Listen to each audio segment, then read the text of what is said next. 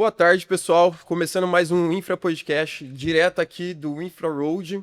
Estou aqui com o Mazuco da Neovia, que hoje ele veio falar sobre reciclagem de pavimentos. Então, Mazuco, pode se apresentar aí, falar um pouquinho da sua história e um pouquinho também da palestra e você dentro da empresa. Sim. Então, boa tarde, Victor.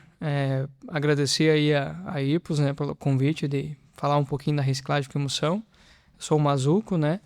Trabalho na área de pavimentação desde os 16 anos. Comecei de jovem aprendiz de laboratório e fui fazendo trajetória dentro do laboratório.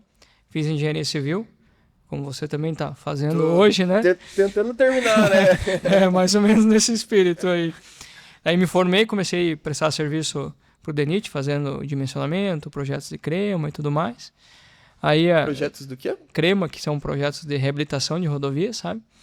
Mas tem um nome específico para isso? Depende cada governo, cada situação, cada tipo de projeto tem alguns nomes, sabe? Sim. Então, fazendo projetos de reabilitação aí no estado de Santa Catarina, junto com alguns colegas aí da área.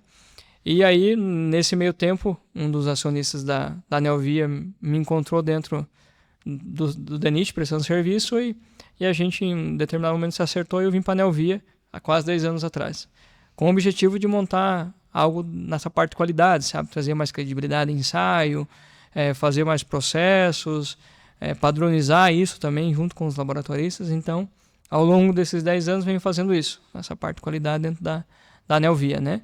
E a reciclagem entrou como um projeto para a empresa alguns anos atrás, né, com um cliente privado. Na época era o maior projeto de reciclagem, era 11 quilômetros. Onde que era? Em Betim, Minas Gerais. Foi feito um contorno de Betim, rodovia de alto tráfego, né? E a Neovia encarou o desafio e foi lá e começou a entender a técnica, né? No começo a gente teve muita dificuldade, ficamos ali vários dias tentando identificar algumas coisas que estavam acontecendo. Cara, a gente trouxe gente de fora do país, professores e tal, para nos dar apoio ali para a gente conseguir desempenhar a técnica, sabe? Falando um pouquinho sobre a reciclagem de pavimento, eu aqui como leigo, tá? Você tem um pouquinho de experiência ali dentro da faculdade, um pouco de trabalho dentro de estágios ou empresa, mas quando você está fazendo a reciclagem de pavimento, pelo meu entendimento, você tem a reciclagem da capa e você tem a reciclagem da base e da subbase.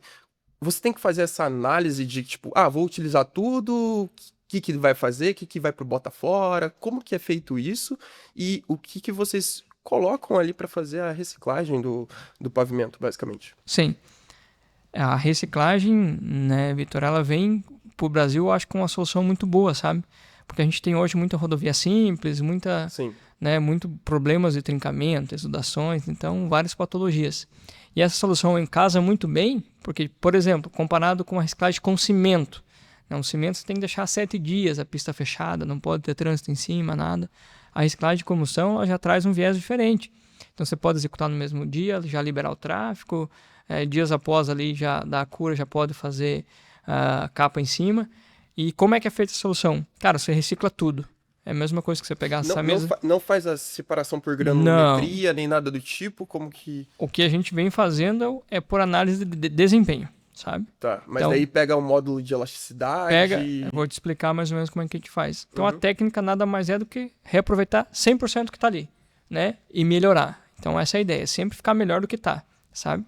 Então, pego toda essa trituração entre CBUQ e base, né? Colocado emulsão, uma proporção que você faz uma dosagem, vê a melhor quantidade de emulsão, e aí você coloca a técnica para rodar. E você faz uma nova camada de base. Então, CBUQ mais a base, você faz uma nova camada de base. E aí, em cima, você coloca um CBUQ novo, sabe? Então, você está fazendo uma reabilitação, vamos dizer assim, dos parâmetros, pode ser tanto estruturais quanto...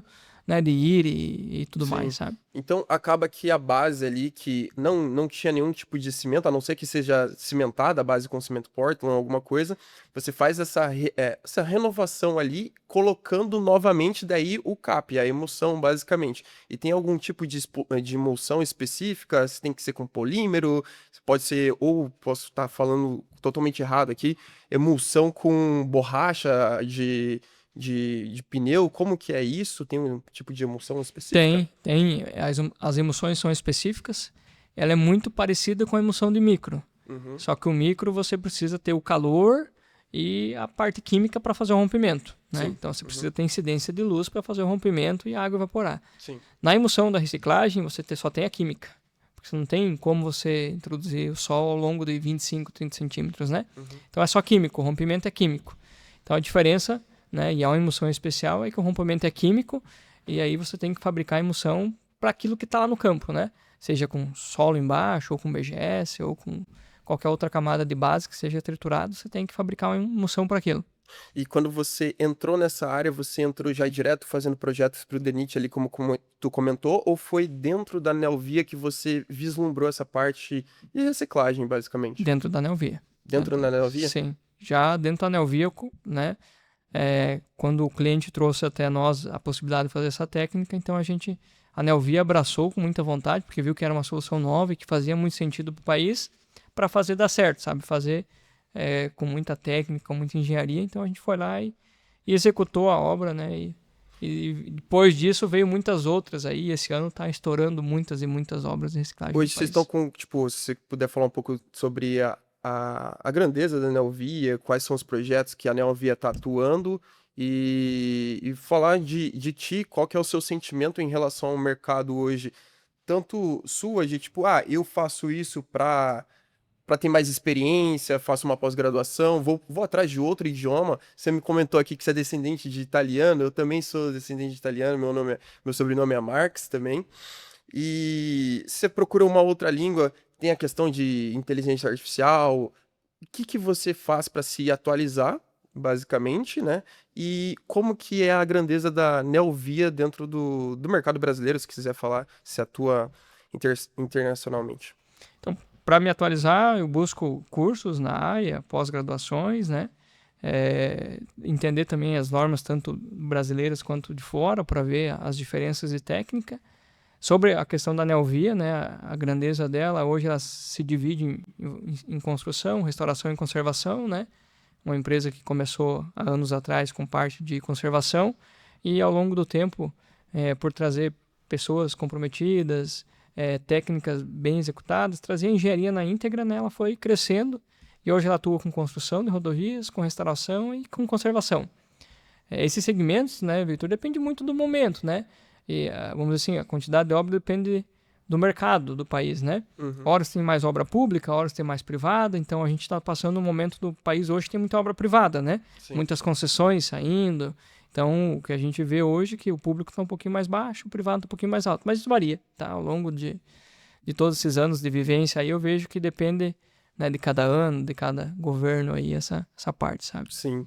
E o interessante é que, bom, a parte os juros estão muito altos e ainda está tendo muita obra saindo. E, bom, talvez quando baixar essas taxas de juros, basicamente haverá mais um aquecimento em relação a isso. E tem um detalhe que não somente no podcast é comentado muito, mas aqui no entorno também é falado sobre que, bom, tô me formando agora, tu se formou aonde? Me formei em Santa Catarina. Na UFSC? Não, na Uniplac. Uniplac. Há 12 anos atrás. Há 12 anos atrás. Tem um sentimento de que falta profissional para atuar na área. Não somente o profissional com muita experiência, mas o pessoal que está entrando agora na faculdade ou saindo da faculdade agora. E vocês têm uma parte de treinamento ali, de busca de profissional. E se está faltando profissional para vocês também? Qual que é o sentimento seu em relação ao mercado e a novos engenheiros? Legal, acho que é uma boa provocação aí, mas o mercado está, vamos dizer assim, pobre de profissionais técnicos, sabe? Vejo na Neovia, a gente preza, Victor, pela não rotatividade.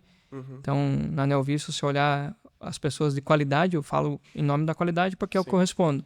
Mas eu tenho um tempo médio de encarregado laboratório de 10 anos, por exemplo. Então, a gente preza pelo cara começar, né, do lado de baixo, o cara ir se aperfeiçoando dentro das técnicas, que a gente preza muito por isso, e vai crescendo junto com a empresa, né? Então, o que tem dado muito certo para nós é ir fazendo isso, sabe? Pegar o cara lá de ajudante, vai para auxiliar, vai para laboratorista, o cara faz engenharia e vai crescendo ali dentro, sabe? Então, tem dado muito certo isso. E a gente vem cada vez mais fazendo isso. Então, a preferência nossa hoje é aperfeiçoar as pessoas internas e principalmente trazer as que têm vontade. Hoje todo mundo quer ter salário, né? E todo mundo quer ter um cargo bom. Sim, sim. Mas vontade de trabalhar e às vezes começar de baixo são poucas pessoas. Então a gente preza por isso, sabe? Trazer pessoas que realmente têm vontade de fazer, de ir lá, cara, precisa fazer, vamos fazer dar certo, vamos fazer acontecer. E um detalhe muito interessante, eu não sei se na sua graduação você chegou a ver tão profundamente sobre rodovia, ferrovia ou sobre pavimentação mesmo, porque no caso, se tem pouco. E quando tem de alguma qualidade, tipo, de quantidade, talvez a qualidade falta, ou não só a qualidade, a experiência prática. No caso, a gente está vivendo agora num boom dentro da infraestrutura. Então, tem o pessoal que tá procurando, mas o pessoal não sai nem da faculdade sabendo o que que é um CAP, o que que é um 70. E se eu não tivesse atuando, que eu comecei no DR em 2021, 22, e não tivesse esse bicho ali que me picou da infraestrutura, meio que eu caí de paraquedas. Isso eu não ia conhecer saber, também. eu não ia entrar nisso, assim. Eu ia pra parte de estruturas lá, que eu gosto de estruturas, e, enfim, agora se eu não tivesse atuado na área, meu, esquece, entende? Eu não sei se você tem esse sentimento, porque falta um pouco de aplicação dentro da própria formação ali da graduação, assim. Sim, as próprias graduações de engenharia, eu mesmo acho que eu tive, se não me engano, 2 cadeiras de estradas, é muito pouco, né?